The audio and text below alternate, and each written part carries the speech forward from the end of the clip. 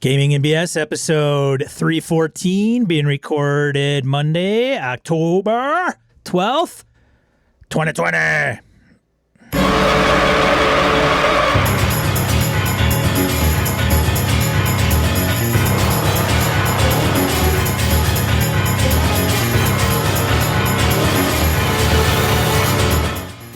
Welcome to Gaming and BS, tabletop RPG podcast. I'm Sean. And I'm Brett. Welcome to the show, folks. Welcome back. Glad everybody's here. Sean, how the hell are you, man? I'm all right, Brett. How are you, buddy? Not too bad. Not too bad. No? Hunting season's been slow. It's been rough for me. Hunting season. It's been rough. A bad shot over the back of one. What's that? I shot right over the back of one the other day. Did ya? Yeah. I'm like, oh, he's 30 yards. 30-yard pin, twang, goes right over his back. And it walks away like, huh, the fuck was that anyway? Because it's not a gun, obviously. It doesn't go kabang. It just wanders off. I'm like, God damn it. Pull out my rangefinder, click. 24 yards. 6-yard difference. Big deal. Yeah. Then a monster comes through. Like massive 8-point, huge. 30-pointer. Gigantic goddamn deer. 30-pointer must have been. Yeah, it stayed in the thick as shit too, and it was like getting dark, couldn't shoot him, but it was really cool to see. So it was really neat. He's about 45 yards out. That's pretty cool. Let's see. So we're going to tie this into role-playing by saying Brett is a ranger. Yeah, exactly. He's right now, ranger. I'm a terrible ranger at this point. LARPing as a ranger. And no one back at camp is eating. I failed my role, and we're just stuck on trail rats. That's where we're at. Sean, did you get any gaming in? Let's go on to something like that. What'd you do? I played in Hobbs' little fantasy gaming campaign. Me and two other folks. How'd it go? Hawkster and Aaron. TPK. Really? TPK. Yeah, TPK, man. Man, you guys just didn't know how to play, did you? We got our ass kicked by an owlbear. One owlbear? One owlbear. Sucker had like 40 hit points, man. He did I think I had 9. I think I had 9 hit points. You guys don't believe in ranged weapons or tactics or anything? I did, man. We lured him out of the cave. I had my bow ready. All right, so hang on. You purposely engaged a large woodland animal when you were like Z level? First level. Okay, yeah. Close enough. Yeah. Like, oh, I know what we'll do. We'll go and rage this big animal and poke it with things. Oh, no, it killed us. It was our mission. That was your mission. Okay, all right. That's a little better. They sent us out in the woods to kill Big Beak. He was called Big Beak. Big Beak. Okay. I think Big Beak. All right. Yeah, man. He downed one of the guys, and then I poked him a few times, but we were pretty terrible with trying to hit him, and so he... The dice were falling poor. I was like the last one, and I thought, well, I could maybe run away. And Little Fantasy Gaming has a party retreat option or a rescue, right? Yep, and yeah, we just said F it, man, and didn't go well. So yeah, that was then. This is now. I played ran Delta Green on Thursday. Oh, did you? How'd that go? Good. I'm hoping to wrap these guys up maybe in the next session. So we'll see. It depends on what they want to do. Sweet. So, well, go ahead, Brett. What were you going to say? I forgot you had that one going too. I finished up my Streets of Avalon campaign with my home group. Set it aside. They fought a Morkoth, which was it was this horrible. Now, if anybody knows what a Morkoth is, it's from first edition AD&D. Then you've translated it through a bunch of different times into different variations, but it's this nasty underwater critter. And what I did was I tweaked it so that the Kuatoa turned them heavier into the deep ones component where they were transforming people and stuff. So there were Kuatoa that were worshiping this Morkoth as a god, and then they called it up out of the depths, and it was a big brawl on the docks of Avalon, and a lot of people got their ever-living shit kicked out of them. It was tough because it was rebounding spells, and they tried to do crazy things to it. Couldn't cut through its toughness and whatnot, but they played smart. They figured it out. At the tail end of it, Lenny's character became a full vampire. That finally the transformation occurred. And it kind of settled into the two clerical characters. I were like, so yeah, you can be undead, but just watch your ass. You've been good, so just don't go bleeding the neighborhood dry, you prick. And then they let him go. So it's gonna, when we bring it back, it could get kind of sketchy. I don't know what'll happen. So, but it was a really good end to the campaign. The guys had a lot of fun with it. So that was pretty cool. Sweet. That was about it. I was supposed to, the two young ones, I were supposed to do some Middle Earth this last weekend. But then one of my older daughters, Rhiannon, came home to visit, so they wanted to hang out with her sister. I'm like, well, yeah, of course. She didn't want a game. This time she likes playing D&D and stuff with me, but this time they played and Goofy, so that's what they did, which was fine. But that was about it, man. Not much else. Well, there you go. Let's see. Announcement-wise, we got Virtual Gamehole Con coming. Talked about that plenty. Let's see here. Anything new and improved announcement-wise from you? Oh, I should call out the fact that I did finally go to my basement, which is not that goddamn far away. I mean, I'm here all the time at the house. And I found my stash of Gaming BS pint glasses, what I have left. So I'm pulling them up so I can find out how many I have. Because a couple folks have expressed interest saying, hey, Brett, could I get a hold of one? And I'm like, I think I still have some. And I do. I do indeed have quite a few of them. So Sweet. I just got to get them up and get with Sean and figure out how we want to sell those and get them into people's hands. So we'll do that.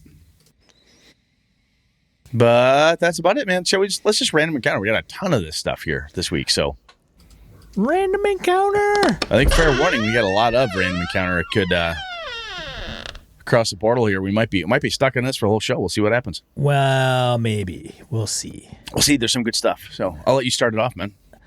Feedback. So there's 3 under this one. This is all straight from the forums.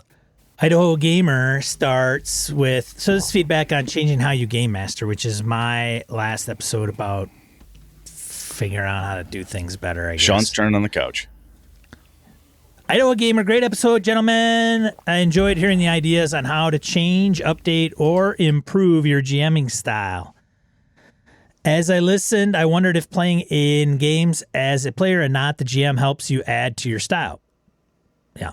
As a newbie, I have been trying to play in as many games as I can so I understand the systems I want to game master better. And at the same time, logging away the techniques the GM is using to see if it would fit the style I am trying to form. I just received The Hidden Acropolis by Dolabert and look forward to running this and trying some new GMing styles I want to try. One other point I really found refreshing for this episode is you both have many years of GMing under your belt and you are open to change if you need or want to. For me, this helps me to remember it is okay to change what you are doing if it's not working for you. Thanks for your dedication and keep up the great content. Mike. I'll tell you, man, I think you're dead on there. I think after I started playing more, my GMing style got better. I was like hardcore game master. All I did for a very long time. I started gaming more actually with Sean, running a couple things for me, and then I'm like, wow, I really got a taste for that. And then the guys in my home gaming group started, I'm going to run a game. You want to play? Sure, fuck it, I'll play. And I'm really enjoying playing. And I think by doing that, sometimes I have been with as a player, and not with Sean and not with the guys that I game with usually, but every once in a while somebody as a game master will do something. I'm like, oh God, I hate that. Or wow, ooh, that's brilliant. Ooh, I love what they just did. And what I do when I see something like, oh, I don't like that. God, that's boring, lame, something in my head, negative thought. But I look at the table. Is everybody else enjoying it? Huh, they are. That's just me. Huh, that's just it. That doesn't work for Brett, but wow. The other 4 or 5 dudes at the table, we're all having a good time. All right, then, cool. I'll let it go. Don't make a big deal out of it. And when I do see cool stuff, I'm like, wow, that's really cool. What I'm trying to do now as a player is call out the fact to the game master, that sir or madam is fucking cool. That was awesome. I really liked this part, that part. Just to help prop that person up because I don't know necessarily if they were trying something new or different. I want to tell them what they did. Really worked. Do you agree with that, Sean? The whole playing helps you? Oh yeah, for sure. I think so. It gives perspective, and I think you have empathy for the game master. Yeah, not sympathy. No, I empathy. Yeah, empathy. yeah, exactly. Want to make sure somebody didn't think I used the wrong word on that one. Yes, which I've been known to do. Yeah, I'm not sympathetic to their plight. When everything's going to shit on them, I'm like, I've been there. You have share sympathy with me? No, not really. No. It's kind of fun to watch someone else squirm.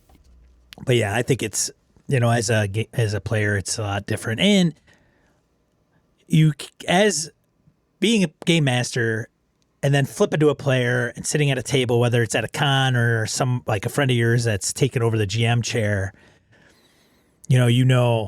what can be annoying as hell, and so it's to keep conscious of that and not do those things. So, you want us to go there and that's kind of the mission? Sounds good. Yeah.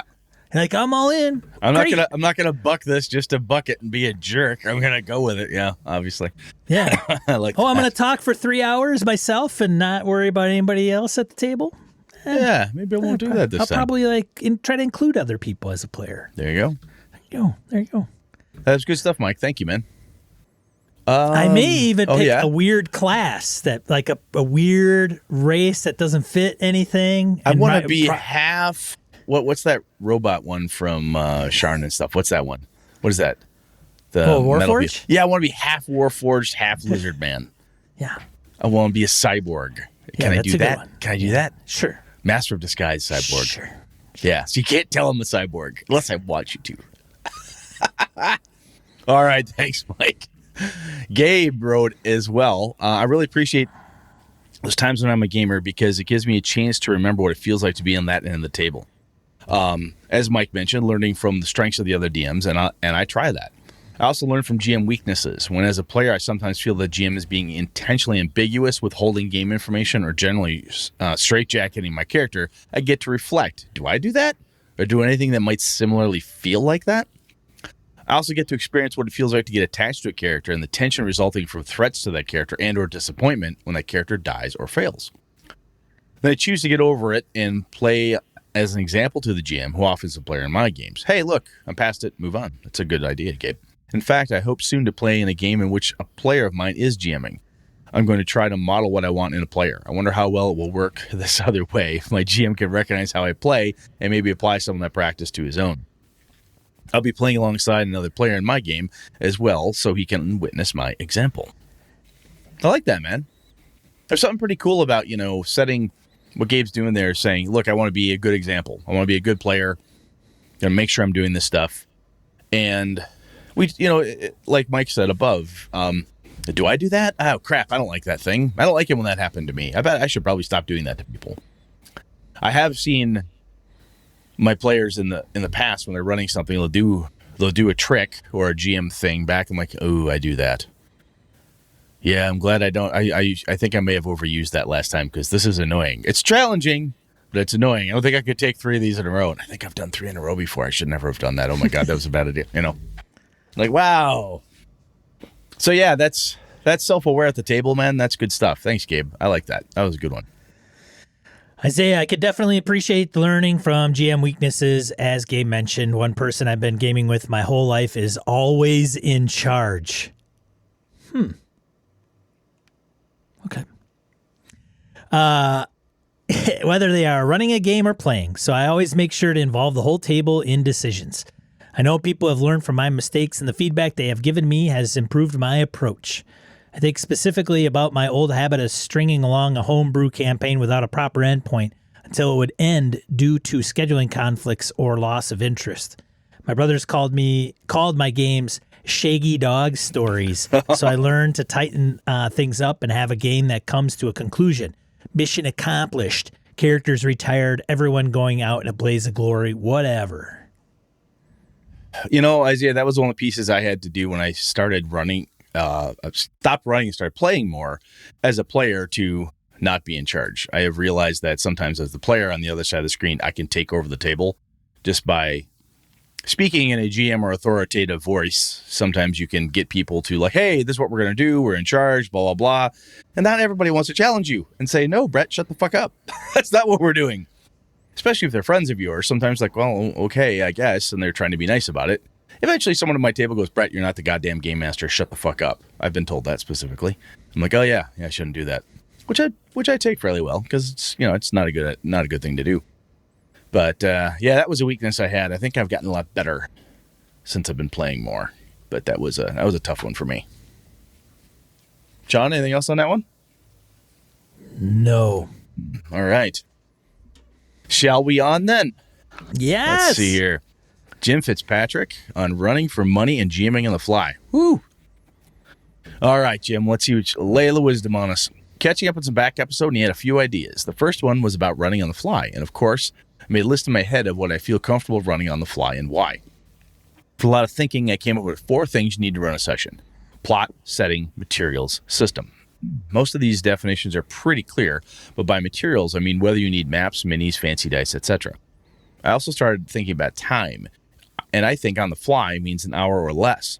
When I'm running on the fly, I want as many of our 4 elements as possible to stay out of my way. If you give me overnight to prep, I can run a ton of different systems and genres and get all 4 elements ready to go. But if I have an hour, I'm going to start cutting corners in some of those areas. For example, I can refresh myself on the basics of the Black Hack in about an hour, but you're going to get a canned plot. If we're playing 5e in Theater of the Mind, I know the system cold, and we don't need fancy materials, so you get a better plot and setting. The needs of the game dictate how I would use the limited prep time.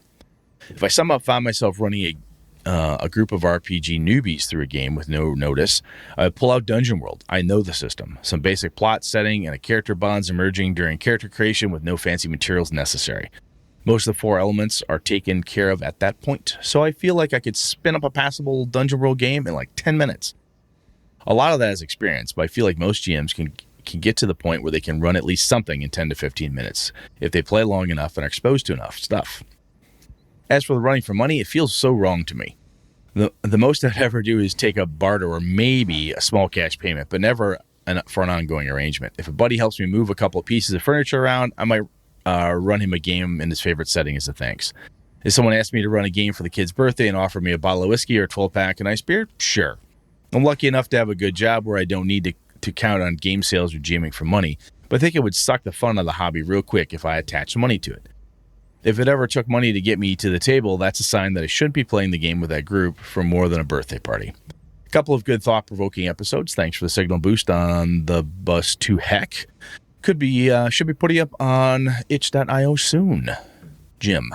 Cool, man. That'll be sweet. Good stuff too, Jim. Jim's a smart guy. Hey, Jim, when I start charging to run games, I'll give you a discount. How about that? Yeah. How about that? 110% discount. Sean will actually pay you to show up at his game. What if we pay you, Jim? What if we say, hey, we're going to pay you to run a game? Cypher system, buddy. What do you think? He'll say, no, I don't want to do that. I'll do it maybe for like some beer. I'll go, no. We're going to pay you $500, Jim, for an hour. I don't want to know where the hell you're getting the $500 from. You holding out on me, Sean? I think, though, Jim, some of the points you made there are solid. I like those 4 pieces: plot, setting, materials, and system. That's a really good, concise way to think about it. And the experience, the exposure, the mastery you have over setting or systems, whatever, can crush some of that stuff down. Yeah, that totally makes sense. I like how you talked about that stuff there. That was really solid. Yeah, where you're going to cut the corners versus where you can just kind of roll with it. Very cool. Thanks, man. All right. Over to you, Sean. All right, so Aaron submits his 12-point plan for improv GMing. 12-point plan? Are these brief? Buckle up, baby. Oh, my good Strap Lord. yourself in. Whew. Looks like I picked the wrong week to quit drinking. All right, here we go. Dear Sean and Brett, my name is Aaron, and I'm a big fan of the show. I've listened to most of it, although I haven't written in before because I'm only 22. Hey, we should leave the age out of there. Don't want to discriminate. Don't worry about that. No, don't worry about that. We'll nix that out of there. And greatly lack the experience required to comment on the same level as the regulars who usually write in. They get in some great comments. So, Aaron, just before Sean goes any farther, Aaron, dude, you have that doesn't matter.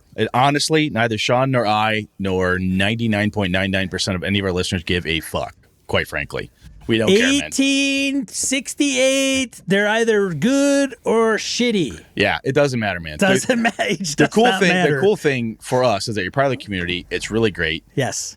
You're involved enough to write to us. You're listening. That's really cool on that piece. And you're gaming, and you're actively gaming. That's really, really cool. Indeed. And I'll tell you, the other thing you find sometimes is you get some people, then they start playing. You're like, oh my gosh, this person, she's amazing. They're amazing. They're just kicking total ass. Wow, they're such a good player, such a good game master. how long have you been doing it? Sometimes you find out this person's just a freaking prodigy practically. They're just like, it doesn't matter.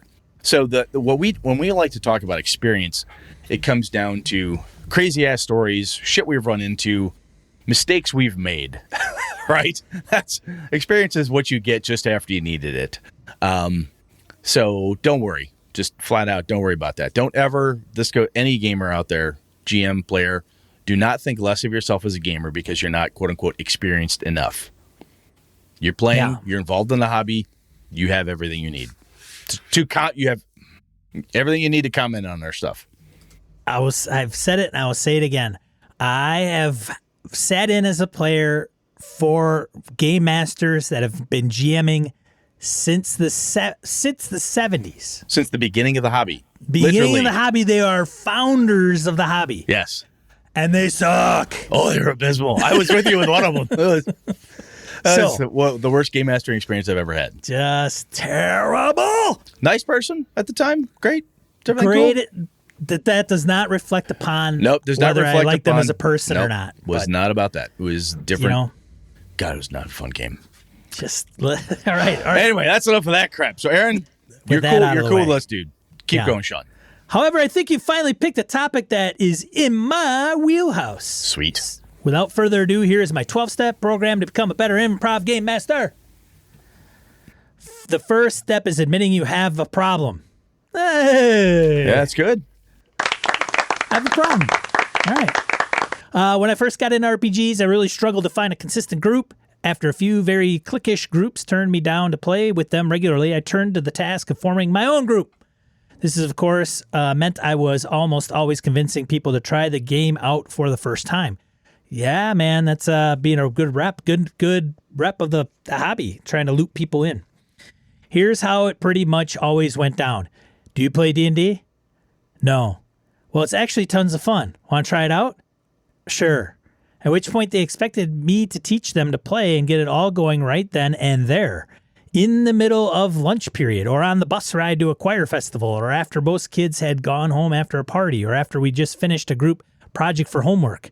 You must understand that improv GMing is a style of play that is not necessarily for most people. But for me, it was a necessity in order to get my fix. It's not your style or you just don't like it, then don't worry about it. I'll tell you right there, that experience of forming your own group and doing everything right there, Aaron, you, just to harken back to what you said at the beginning, that's an experience not everybody has, quite frankly. Being able to go out and cold discuss with people, hey, do you play? Do you want to try it? Right now? Sure, let's go. That's not easy. That shit ain't easy. So he should do Amway. Fuck, man, kudos to you. I'm terrified if Aaron actually ever calls me and says, hey, I got a deal. I'm going to buy swampland in Arizona. That's what's going to happen. Anyway, carry on. Want to become independently wealthy? Got like 5 minutes? Let me show you something. Exactly. Like I said, I'm going to buy a bridge in Brooklyn. I got swampland in Arizona and some lakefront property. Oh my God. Carry on. Number 2, understand that improv GMing is a skill that gets stronger with consistent practice. You either do it a lot and get good at it slowly, or else you'll only ever be okay at it or worse. Don't hold yourself to a high standard right away. Plan to improv over time, and remember that as long as you're not regressing, you are moving in the right direction. Solid point. Number 3, Brett made a good point. Woo! What? No. It's from writing. Carry on. All right, fair. I mean, every once in a while. They'll read the next bit. Although it took him 20 minutes to say it. There we go. That's the usual. Yes. That improv GMing is still requires preparation. It just looks different. For me, since I lacked a consistent play group and I didn't have a lot of downtime outside of school, homework, music practice, etc., improv prep got done in the 5 to 20 minutes I had in between all the other things I did during the day. The last 9 steps describe how to prepare. Generally, a few hours a week is plenty. Nice. 4, system mastery. Improv GMing improves with system mastery. For example, I once tried to improv a game of Traveler after reading the rulebook once because it felt straightforward and I was confident in my improv skills. Turns out my ability to teach a system to other players was too weak to keep the game flow moving. After about 2 hours, when it was finally coming together, 2 players quit. End of campaign. Know the rules enough to teach them quickly. Other than that, Item and monster stats, or at least page numbers, are your bread and butter from here on out. Review them regularly. Smart. Yeah. 5, your back pocket is full of fun NPCs, locations, homebrew monsters. Have a handful of basic NPCs and locations. They mainly just need a name and physical description. That you can just drop on the table. They don't need a full backstory or stats off the bat. You can make those up in 5 minutes from now. You just need to avoid spending those 5 minutes trying to come up with Ulfbert Korgson, a burly human in partial mechanic futuristic plate armor with the thick sideburns and a shiny bald head, comes out of the kitchen and warmly introduces himself to you as the innkeeper, asking how long you'll be staying. See what I did there? I just made that up. Nice. This guy.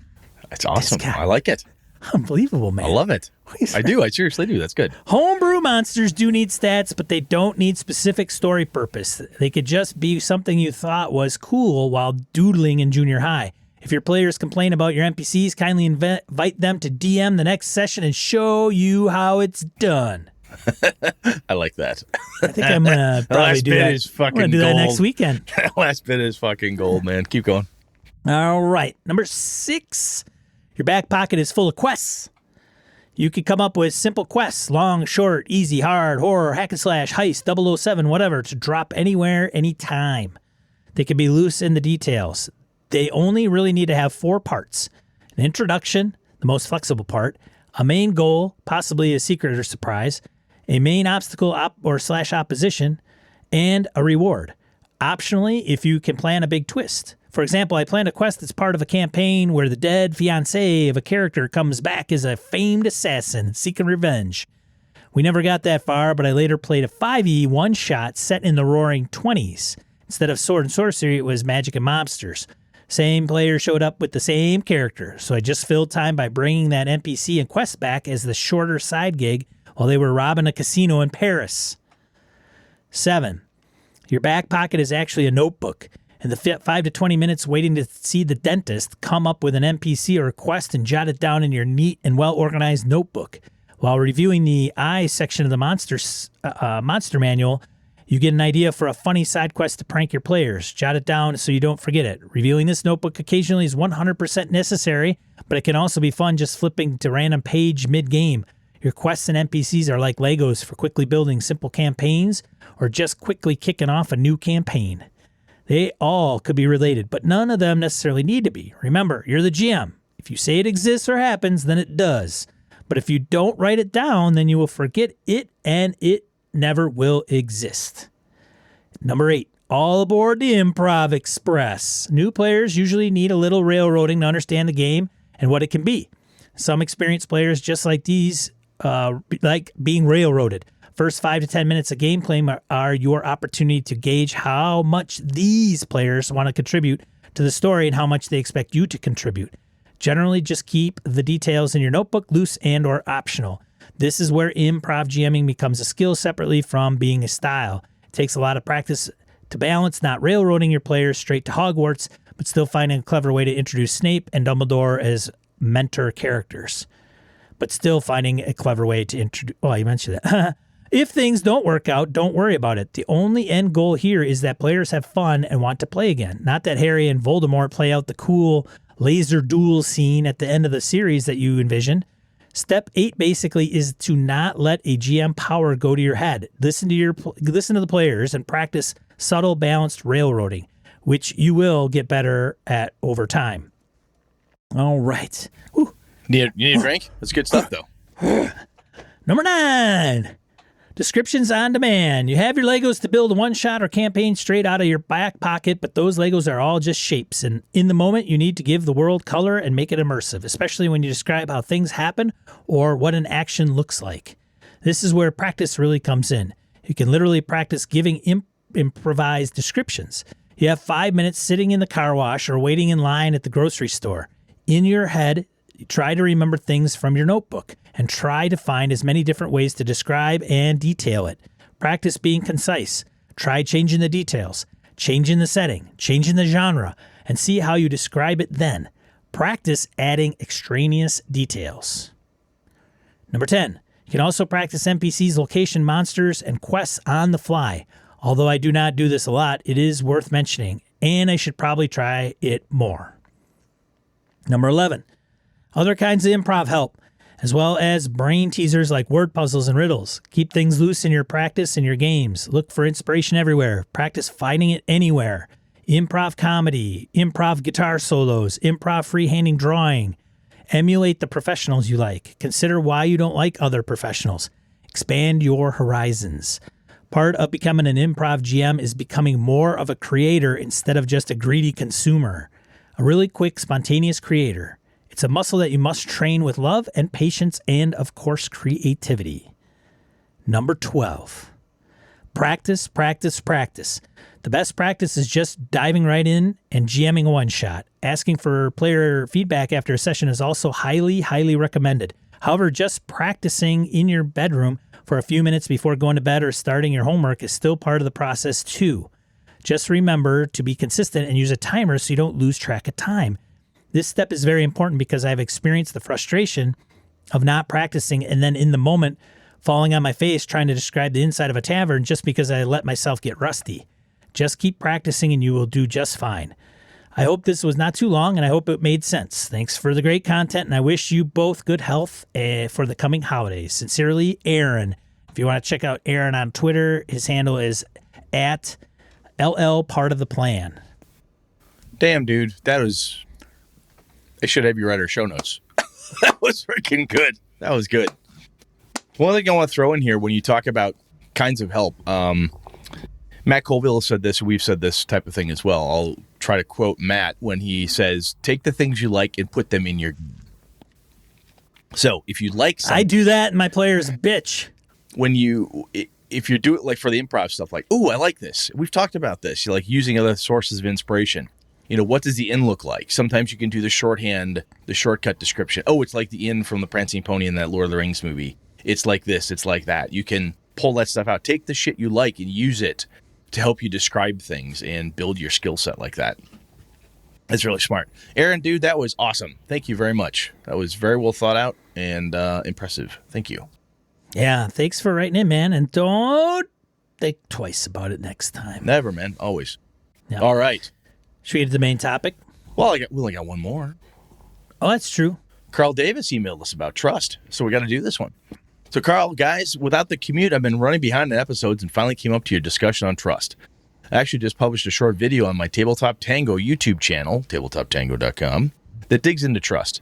My focus is on how GMs can earn and keep a player's trust. I'll summarize some of the concepts I dig into below. First, strictly follow the agreements in Session 0, such as lines, veils, tone of the game, how rulings are handled. Second, do not take away player agency. It's not simply avoiding railroading, but avoiding informing players how the characters react and making decisions for the players. I really think I'm going to do a quick aside, Sean. What is player agency? I think in that little snippet there, Carl's got some real diamonds here, right? It's not just about railroading, but informing the players, this is how you feel, this is how your character reacts, and this is what you decide to do. Making those decisions, whether it be the character's emotional state or whatever it is you can influence, right? But controlling it, that I think is where the agency really, really matters. So good stuff there. Anyway, he continues. Third, you must be fair, consistent, and avoid favorites in how you run the game. Well, unconscious biases that may favor your best friend at the table. We as GMs need to recognize our own inconsistencies and strive to minimize them. I usually beat the crap out of my best friends at the table. One of the good reasons to have my friends there. Not like in person, but I like in their characters. Just torture the hell out of them. It's fun. Gotcha. The video has a few more ideas, but these are a few of the big ones. As we know, trust is hard to get and easy to lose, so I make sure I follow these concepts to keep my players engaged, having fun, and trusting I have the best game plan for everyone. Thanks again for the great show, Carl Davis, Savage Worlds GM. Carl, good stuff, man. Thank you. And yeah, that's tabletoptango.com for folks who are interested in checking that out. So very cool. I like that. All right. Thanks, Carl. Yeah. Now you ready? Now I'm ready. No, I don't want to shortchange Carl. That's just rude, dude. I know. I apologize. I thought we still had like 3 or 4 left, so. No, just the one. We're good. Yeah. Let's jump. Main topic.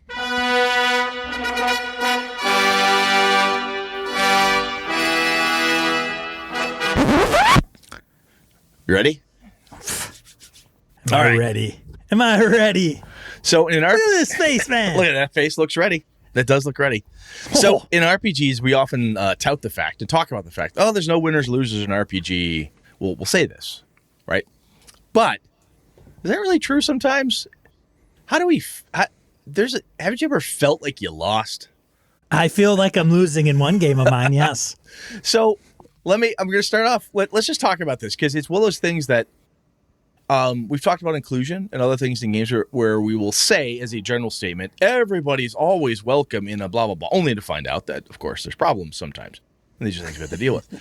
And when we tell someone there's no winners and losers as an inroad, especially to the new players.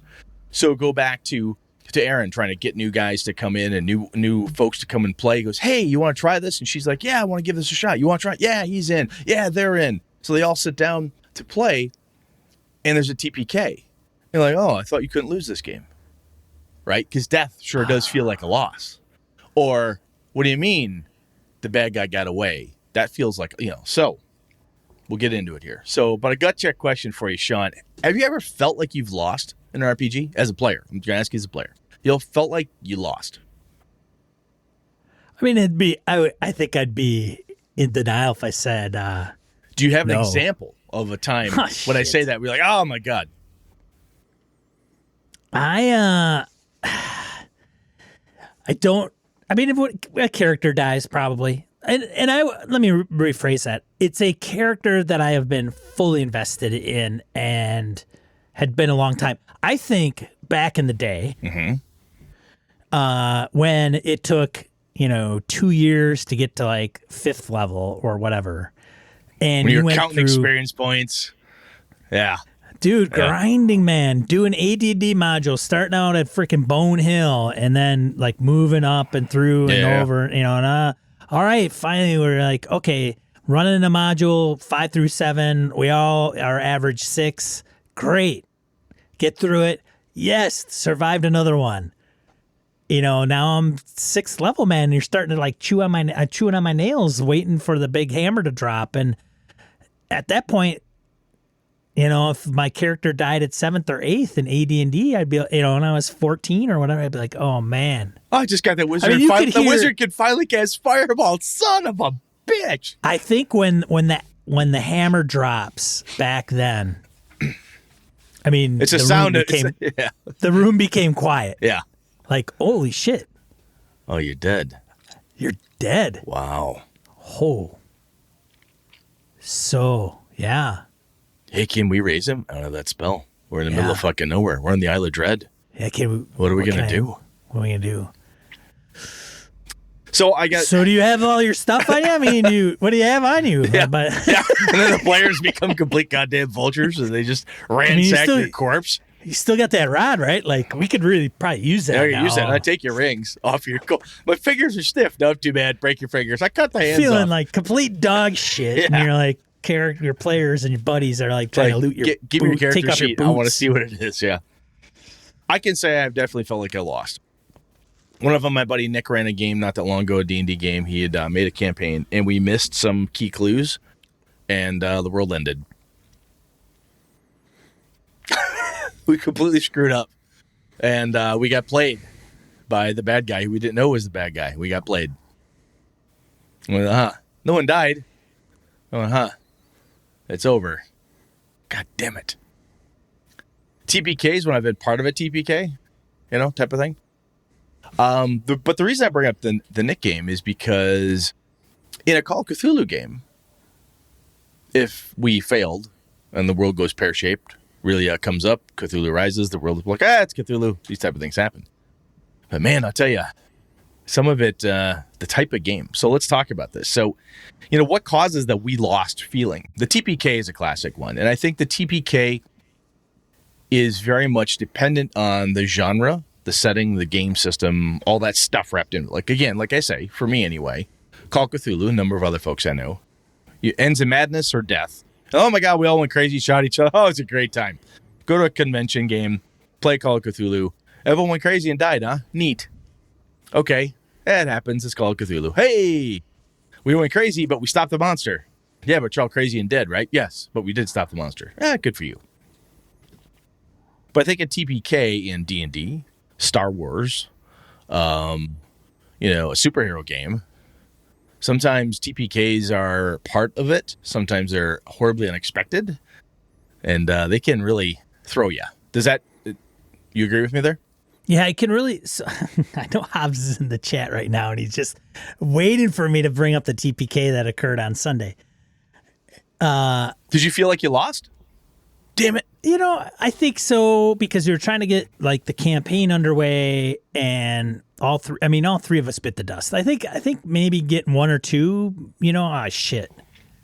But one thing that I think specifically to a TPK, maybe that one too, when you can't hit shit, like when your dice just see that you're rolling worth of crap. Bad die rolls. And it's part of the game, right? You got to roll the dice to hit. GM just can't go, hey, you know what? This time, you missed like 5 times in a row. This time you hit. It does say game. Well, what the hell? The G in RPG does stand for game, and game normally does have a winner or a loser, right? Anyway, but bad die rolls, you're dead on. I think it is a point of absolute frustration. I've played D&D with Sean before. Hey, Sean, can you roll above a 10? Fuck you, Brett. And I can't either. If I'm the game master, I roll pretty well, but if I'm a player, my die rolls tend to blow. But regardless, I think bad die rolls can make you feel like you've lost your agency in a way, like you're losing. I can't fix this. There's nothing I can do. I mean, I as a player and the other two guys that were playing could have ran away. We could have ran away. We could have done this. But when the dice are failing you, you feel like you're losing because you're like, I can't fix these dice. There's nothing I can do. I can't roll above a 12 tonight, and then need a 13 to hit. There's nothing I can do. And that feeling of hopelessness that a die roll can throw on you can definitely lead to a feeling of loss where you're losing. Now, here's one for you, and Hobbs is out there, so we'll ask we never had a chance, the unfair encounter. That happened a lot to me when we were kids, because the concept of game balance was, like they're all you'd be unfair. going along and you could run away, you could do that. That was always available. And I've talked about this before where I'm like, hey, play smart, blah, blah, blah. However, there were times back in the day when we were kids, we would go through a dungeon, go through a 10 by 10 corridor, you go down the hallway, hang a right, open the door, and there's like 5 hydras in a room. It makes no sense or rhyme or reason, but there's 5 goddamn hydras in there.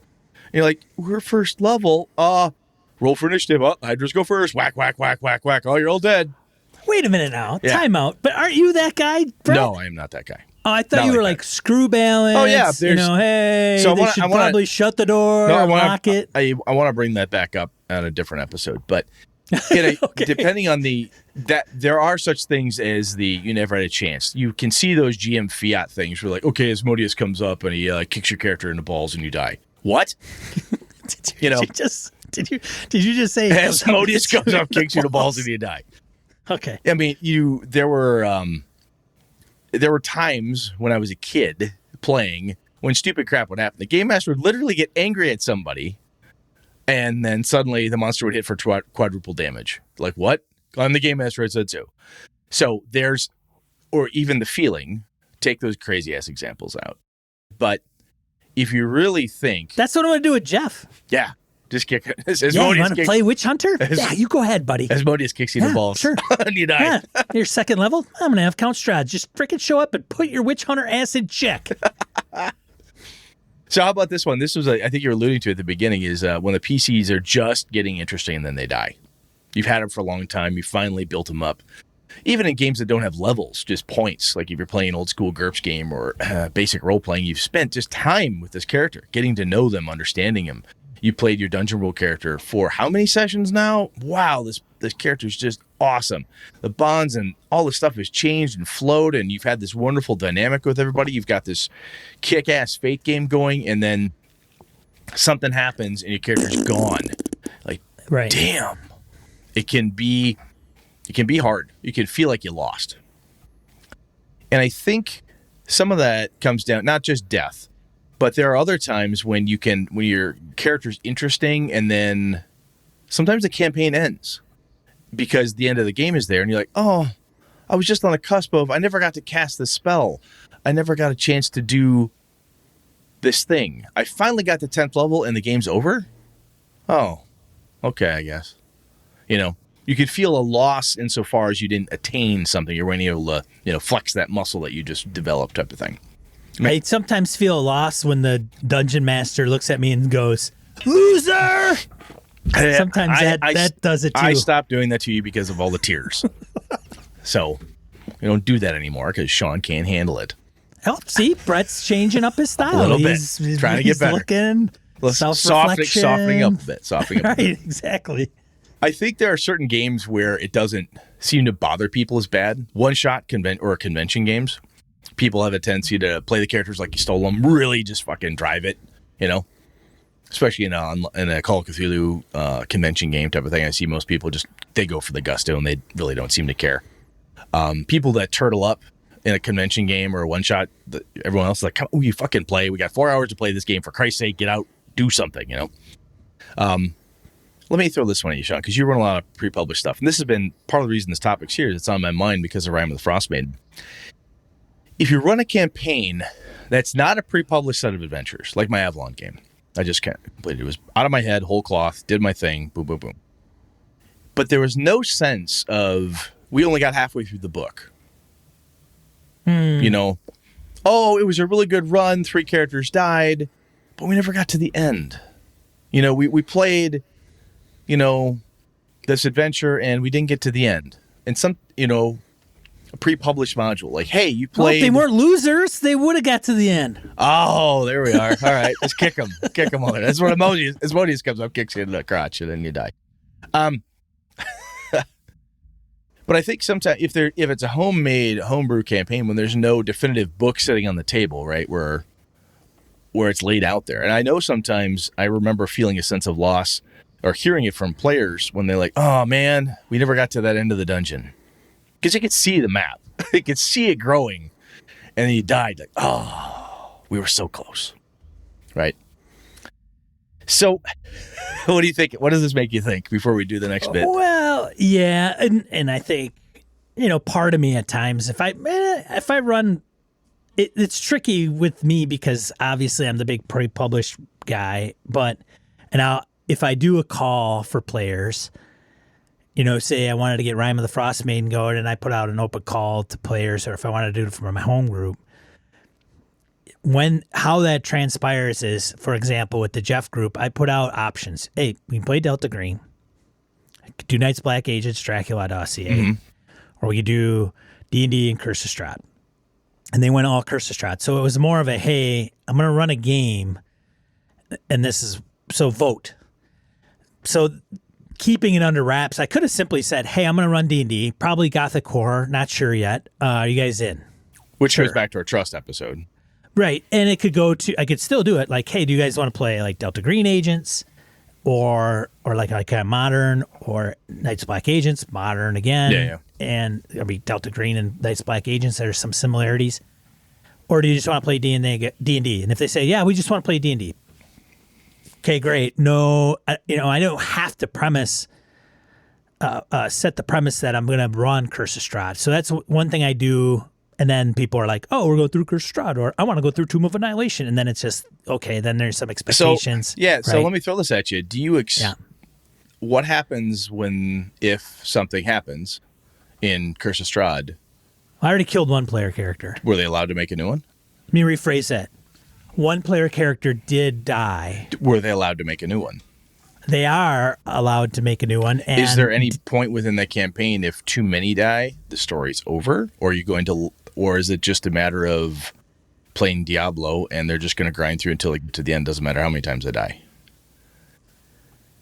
Good question. Not quite sure. Okay. Didn't set it in session 0 along with like 20 other things that I should have. Yeah, fair. But even Tomb of Annihilation, man, I think I had 7 players at one, like altogether, 7 players. One dropped off pretty quick, 6 players. When it first kicked off, I told everybody, make two tunes, and you start out with 2 tunes. Now, 2 of the players, I think, only started with 1. 1 dropped, bye. Uh-huh. And then the other one came almost in the middle of the campaign, or kind of like a quarter or halfway in. So he wasn't like, I start and I went all the way through. Jeff had one guy and Andy had one guy.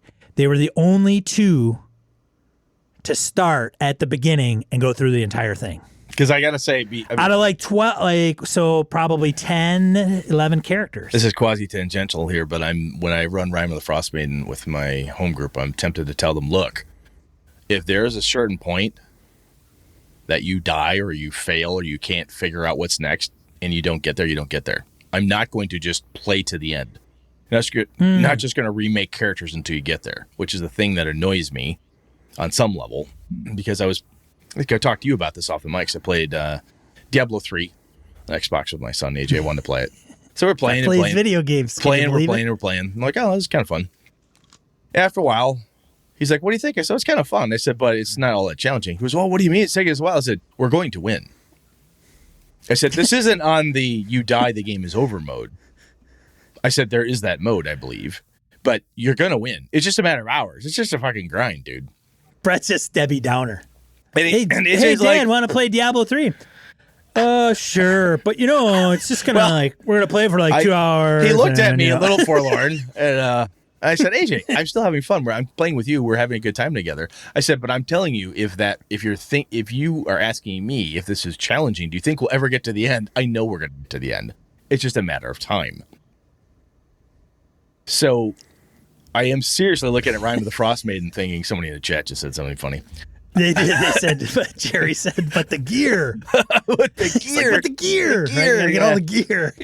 I'm seriously thinking of Rime of the Frost Maiden, like, look, if you don't make it, you don't make it. X number, half of you die, the game's fucking over or something. I don't know what I'm going to do with that yet, but so this kind of leads into, sorry, go. I was going to say that you could still, Brett, you're in a unique, but Brett, let me give you some words of wisdom. Having run a pre-published adventure or two. Honestly, we've talked about this, you and I running it together. I kind of want to play in the game you run just so I can see how it's fucking done. I think there's a couple ways you can do it. You can just say, hey, I'm going to run Rime of the Frost Maiden, and then, okay, blah. Or you can not tell them at all. You're in Forgotten Realms, and this is the deal, and you set the premise, okay, this is the deal. You got to set characters. Okay, that's what I do with my World of this. Darkness game. Yeah, and then you're going to travel north or whatever, or you're already north, and then you unravel some of the plot, and then they succeed or they don't. The problem is you're going to take your platinum level kick-ass treasure chest of Beetle and Grimm, I've got all this crap. Yeah. At some point they'll be like, oh, we never got to fight the thing. Look at the thing; it never showed up. Yeah. Yeah. You're gonna want to show off everything. You're like, look, I got a full freaking Frost Maiden miniature, life size. Yeah, whatever's in it. I have no idea. But I think the thing is with doing that, like even Rime of the Frost Maiden, I haven't read a ton of it yet, but even so with some other, and I think it's more sandboxy. As a matter of fact, you could kind of base stuff there in 10 towns, and then you kind of send them out on their stuff. So even if they die, there's a way to just kind of go, okay, well, you're in 10 towns, you're another person in 10 towns. So it's, I guess. I want to avoid the, oh, Billy's back? No, this is Jilly. Okay, Jilly's here. Great. Oh, Jilly's dead. Now it's Davy. Okay, Davy's there. Oh, Davy's dead. Now it's Mary. Can you ever get really away from that crap though? If you're going to run a longer term campaign, and I say in the campaign, you end it. You're done. Yeah, well, that's the other option. Yeah, to end it. But then it's like, oh, and wait a year and start it over. It's goofy. I don't know. Like I said, it's in my head. I have no idea what I'm. I don't know if I'll do it. Campaign's over. Sean's guy died. Might as well hang it up. Yeah, that's why I'd have to be like a certain percentage, like 3/4 of them die or something. I don't know. Yeah, half. Or like, hey, there has to be at least one constant person going through this. Otherwise, no. I don't know. Something. Feels like I need that. Maybe. I don't know. Maybe I don't. What are you going to do, Brett? I don't know. Inquirer minds want to know. Let's go back. Let's get back. This kind of goes to the lost feeling.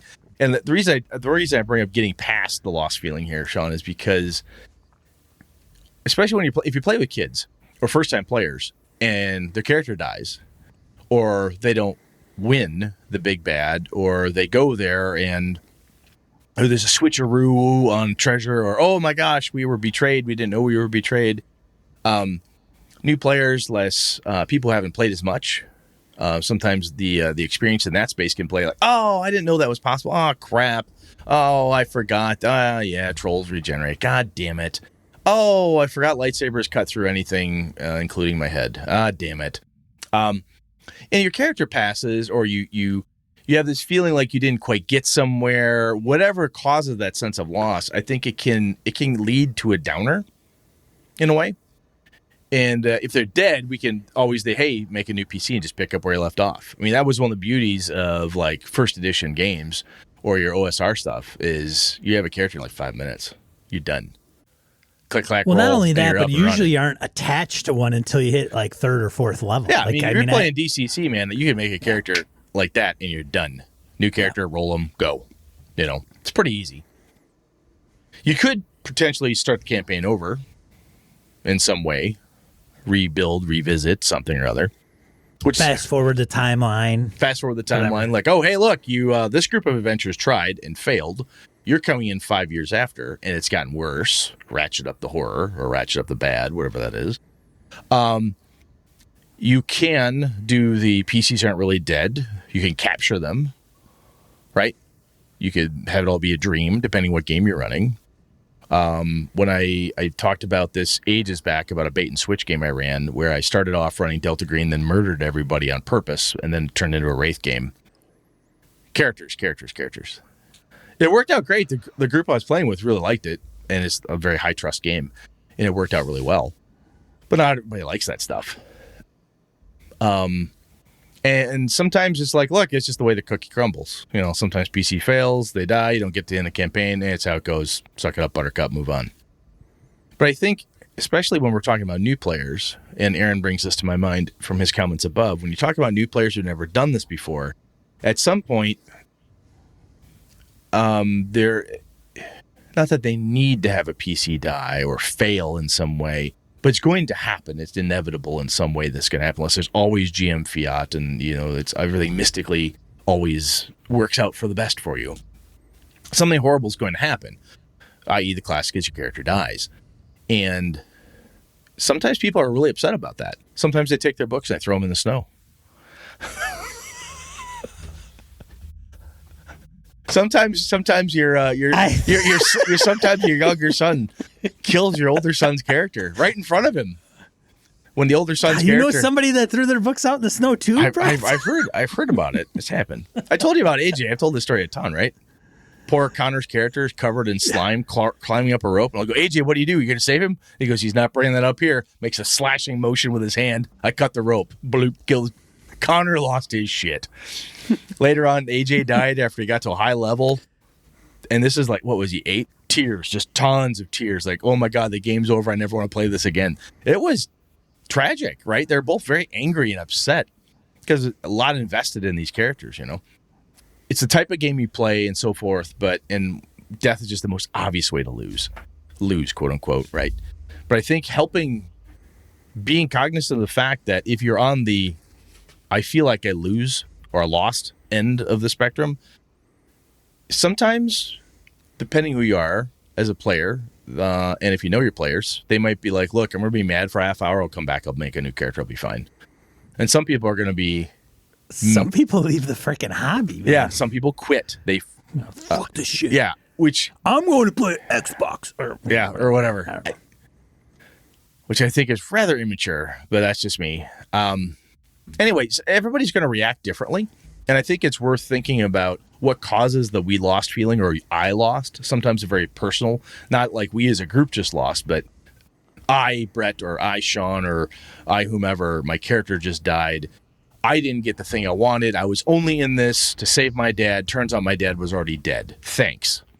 I was only here to save my dad from Count Dooku. It turns out Count Dooku already killed my dad. You fucker, Sean. You're right. Some people get very, very irritable and very angry about this stuff because it was a thing they built up and they wanted to do. And I don't think it means that they're always immature and that they're bad gamers or they don't get it. But there's a lot of emotion we can pack into this game. Oh, yeah. Whatever it is you're playing. Yeah. And I think we have to take that seriously because the feeling of loss or losing sucks. And not everybody, and we need to be honest with ourselves sometimes, we're not always the best losers. Sometimes we're not always the best winners. And sometimes we don't even know how to console each other when one of us feels like they just lost everything. And somebody goes, dude, just make another character. What's the big fucking deal? That could be the worst thing you could say to that person. You could get a straight right hook. That could be a double tap. I mean, you might not wake up for a while after that one. So Sean, if somebody has that feeling that you've lost that RPG and feeling, what do you do? Do you help them at all, or do you just throw an ice pack at them and say, "Hey, bet that burns," and just walk away? I find a game in my library where the game doesn't facilitate characters dying, and I throw it at the player and go, "Here, play this." Did you say you pansy at the end of it too, just to really push on them? Really to be mean? No, I don't do that. I don't do that. That would be horrible. You could do that though. I mean, there are other games that are like, "Hey, man, totally you don't are. have to play like, hey, hey." But there's start out with 10 candles. Play 10 candles. There are other. Hey, we're gonna play 10 candles. What's this game about? I don't know. You light 10 candles, and by the end, all the candles are gonna go out, and everybody's gonna be dead. That's the game. But it's the story that takes place. So I think in that I think the other journey. piece. I love that you brought this up because it opens up an idea here that if the loss you're feeling, like I lost this game, oh my God, we lost, this isn't working. It could well be the game doesn't do something that you want it to do. There might be certain types of loss or like, hey, I failed and that's okay. I don't mind it when that happens in Call of Cthulhu. I hate it in D&D. Right. I don't play D&D. I like playing Dungeon World instead because I like the other type of narrative control. I like this Fate thing better. I like, this other PBTA game. I'm making up shit. I like this system, that system, whatever it is. There's lots of good reasons that people steer away from certain types of, save or die mechanics. They steer away from easy death. I want a, big 4-color superhero game where death doesn't really happen. Those games can be tons of fun. There's different loss involved there because those types of stories are around lost love, perhaps, or loss of family members. Other people die around you and you've got to deal with the grief, or you have to deal with personal turmoil, Monster Hearts type of stuff. There's I've not played, but from talking to Kevin and other folks who've played a lot, there's different loss and pushes and pulls and things that happen, and people are totally cool with that and they love that. They just don't like their characters dying. I know other people that like murder my character all day. I don't want to deal with grief. I would much rather just remake a character and play a, dare I say, classic fantasy adventure game because I don't want to deal with the other stuff. That's not fun for me. I don't enjoy that sense. I don't enjoy the ennui that comes from this game. I don't enjoy the, nihilistic view of Lovecraft. It's just not my gig. And I think that's part of, we've been kind of on a theme here lately about introspection, I guess. And I love the fact you brought that up, Sean, because I think that's important. There's other stuff out there, and it may well be that this game, for whatever sense of loss or losing you have, isn't, if it hits you hard enough, you don't have to leave the hobby. You just may have to find another game. Well, and it could be, I know we talk about some of this stuff and it all comes down to like session 0 and elaborating, but it could just come down to, okay, here's the deal. We're going to play 5e. How often have you go to a Dungeons and Dragons 5e game and said, are you guys open to having your player characters die? I normally play with people I know. Right, so and they'll say, me. we don't care, right? You like your group. Or a convention game, I've told people, like, look, you could die. Right. But if you do it I agree. It's different when the dynamic's different. Like I play with these guys all the time, but I'm actually starting to think that might be a question I need to ask with guy like Jeff I've known for 40 years. Yeah. I may actually have to put that out there and go, look, are you okay with me axing your dude? I think because if you're not, that's okay. But let's just settle that now, and I will handle it a different way, right? I get to say that. Oh, I know this. These are my friends. I know this. And I say that like I just gleaned this out of the ether and like, ooh, I determined this because of some weird vision. No, we've talked about this for over 20 years together. I haven't talked about it I haven't posed that exact question. Like, hey, here's the deal. We're going to do Curse of Strahd. you write up a tune. Are you all right with them dying? Like, just outright. Like, if you want to live forever, that's cool. I will make things more challenging and in other ways, things differently in other ways. Like, I got, lingering injuries as a mod rule. Like, I'm putting that in there because maybe instead of like you die, you don't have a left arm anymore. Yeah, but you're not dead. You're not dead. But to some people, that's a big damn deal. They'd rather they be might dead. as well be dead. Yeah, they'd rather quit. Yeah, they'd rather have a new character. Yeah, absolutely. But I seriously though, was Jeff during Tomb of Annihilation, man. I'm just angry. I got it. I'm cursed, motherfucker. My hit points don't go up. My constitution's dropping. I might as well be dead. Well, then mosey off into the sunset, man. I don't even got time for this shit. One of the reasons that I tried to talk about this in the Trust episode when we chatted about it, but I've had this conversation with Lenny, Nick, blah, blah, blah, blah, blah. We talk about this crap all the time. I don't like this game. What don't you like? We ask this question. I like this. I like it when life is... Boy, I want to play a game where life is cheap. You know what? You guys up for it? Yeah. And that's another piece is sometimes you may come at this game and say, oh, I've never played low fantasy before. It sounds interesting. Ooh, life is cheap. It might be hard to live. I could die at any moment in this basic game or this other, very, oh my God, deadly, deadly, deadly. Huh. Let's see how that goes. You may try it and find out you don't like vanilla, right? You could try it, bite into that, have your character die and go, that fucking sucked. I did not enjoy this. Even though I signed up for it, it turns out I'm not a big fan. And that's okay. You could say, well, that's part of the game. Yeah, I know. I know. I agree.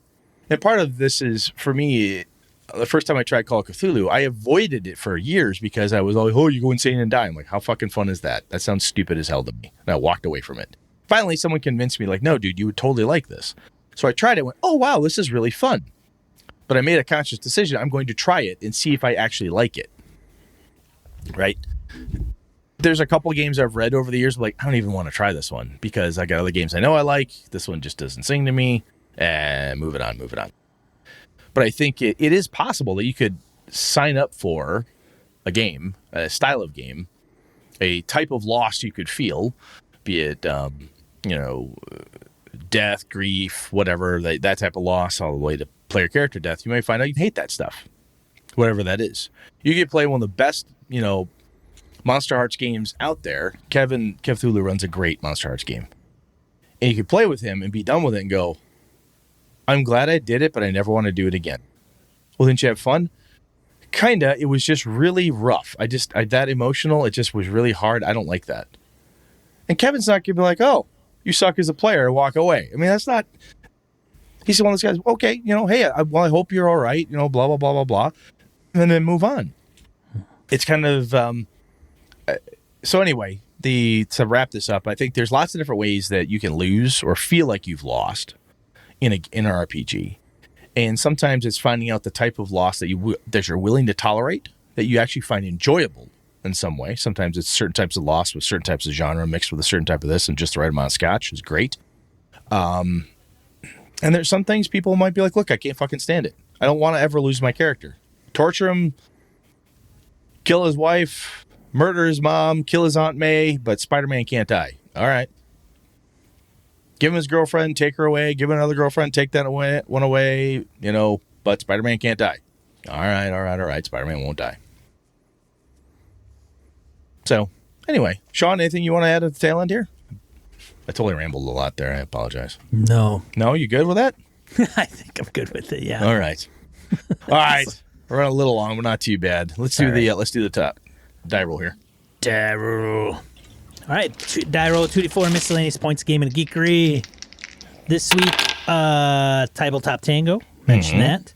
So that'll be in the show notes. The next one, bundle of holding, featuring the Dracula dossier.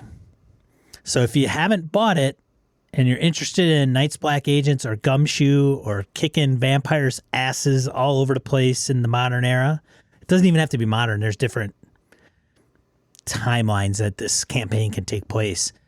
You can get it for a really good price right now on Bundle of Holding. So 10% of the proceeds goes to the Cochrane Reports, which does like COVID reporting.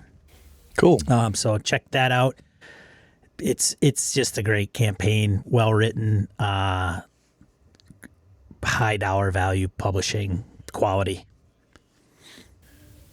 On a personal note, it's not overly interesting to me. It's like, oh, I have to run that. I'm interested in, I may actually buy it just because I want to read it. It's one of those things that I've heard people who've read it like, oh my God, this is wonderful. You ever going to run it? No, I got so many ideas from it. Oh my God, that type of source even could be really cool. Yeah, so for those that, because we can't assume that everybody knows what the Dracula dossier is. Oh, it's Night's Black Agents Dracula dossier. It's a campaign. Yes, with Dracula, actual Dracula, Bram Stoker, the book. Bram Stoker wrote Dracula as a synopsis of a espionage kind of plot. Yeah, Ken Hite did a great job on it. Right. With the crew, Pelgrim. And you literally, I think in there, I have it in the bookshelf. You get a copy of Dracula, and it's marked up. Yeah, it's as all if annotated. Somebody's writing notes, Yep. and all annotated and crossed out and footnotes and all kinds of stuff in there. Yeah, it's supposed to, just like you said, high dollar value. Very cool. Yeah, it's pretty cool. Last one, Worlds Without Number. So if you're a Stars Without Number person, then you probably know about Worlds Without Number. That Kickstarter is happening now. I wasn't aware. Came across the radar. That has 22 days to go as of this recording, not when this drops or when you listen to it. So 22 days from October 12th. From a different 2020. perspective, I know a little bit about Stars, but this one, per the Kickstarter page, it's built from the ground up to provide gritty, hard-edged adventure in the fathomless future of the later Earth, a fantastic realm of timeless sorcery, savage foes, and barbaric splendor. This reminds me a lot of Jack Vance, Dying Earth. When I read that, when I did a quick pass over here, it reminds me a little bit of that. But I don't know if that was an influence, but kind of cool. Neat. Yeah. Otherwise, those are just the three that I had out there for this week. We good? Oh, what are we talking about next week, Brad? Curses and Illusions. Curses and Illusions. Yep, one of our listeners asked about it, so there it is. There we go. Huh. Yeah. Interesting. So I have to read up on that, buddy. I guess so. All right. Well, this is another episode of Gaming in BS. If you, thanks for joining everybody in the chat room on Twitch Live. We record here on Monday nights, 8 p.m. Central Time, U.S. And then if you see this on YouTube, check like and subscribe. Find us at your favorite podcatcher of choice for the audio version of this. Otherwise, I'm Sean. And I'm Brett. Good night and good gaming all. This episode of Gaming in BS produced by the following BSers. Craig Shipman, AWOL Trooper. Craig Shipman? AWOL Trooper. Quigley Malcolm, Larry Hollis, Obscurus Dominus, Isaiah Aries Christian, The Duke in Purple, Ed Nyes, Jay Plata, Adam Grochon, Phil McClory, Dollar Adventure Frameworks, Jason Weeb, Eric Frankhouse Presents, Daniel Garrett, Jim Ingram, Curtis Hinson, Rory Weston, Mike Hess Jr., Ghost GM, Mark Sohm, Hoos Carl, Eric Tavola, Henry Newcomb, Melissa Bashinsky, Harrigan, David F. Baylog, Rich Wishan, Brian Rumble, Jeff Goad, Aaron Relia, Niall Diamond, Corey Gonzalez, John Kayward, Jeff Seifert, Andy Olson, Eric Avia, Perry Basor, Laramie Wall, Brian Kurtz, Robert Nemeth, George Sedgwick, Eric Salzwedel, Angus, Corey Welch, Josh Wallace, Howard Bishop, Craig, Sky, Chad Glayman, Thomas Hook, Mark Richmond, Ron Bishop, Larry Hout, Curtis Takahashi, Old Scouser Roleplaying, Jim Fitzpatrick, Ray Otis, Jared Rasher, Stefan Dragonspawn, Roger Braslett, Craig Huber, C.W. Mellencamp, Dan LaValle, Brett Pazinski, Pure Mongrel, Mirko Froelich, Mark Tasaka, Jason Hobbs, Chris Steele, Andy Hall, Tony Sugarloaf Baker, Old School DM, Joe Swick, Graham Miner, and Corey Wynn. Hey, if you've liked what you've heard in this episode, do us a favor. Tell one of your players in your game group to give us a listen. We'll promise to keep you anonymous. Thanks, BSers. This has been a Litterbox Studio production.